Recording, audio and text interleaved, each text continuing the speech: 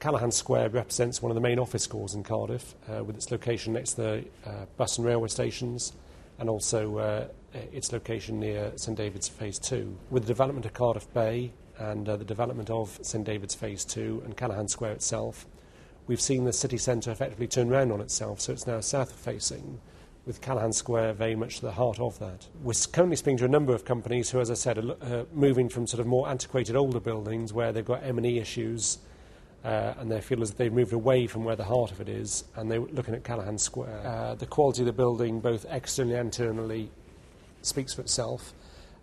People are very aware of their corporate responsibilities in terms of BREEAM rating, in terms of the ongoing use of power, and Callaghan Square scores very well on that. Other big factors have been it's close, it's right next door to the train and bus stations, which is a huge positive. It's got a good car parking ratio here, this part of the city centre, south of the railway line, as compared to other parts.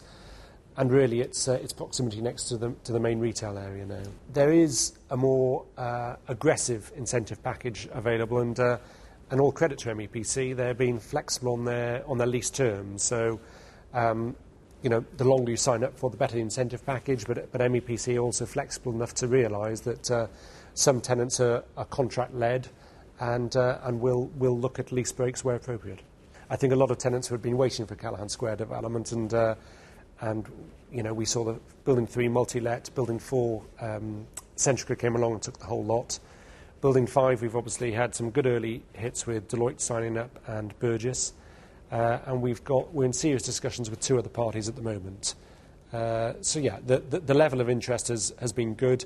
There are some schemes where other schemes in Cardiff and surrounds, which the interest has just dropped off. I think with something like Callaghan, where you've got the quality of product and its location for tenant, it's really about wanting to keep staff turnover down to a minimum.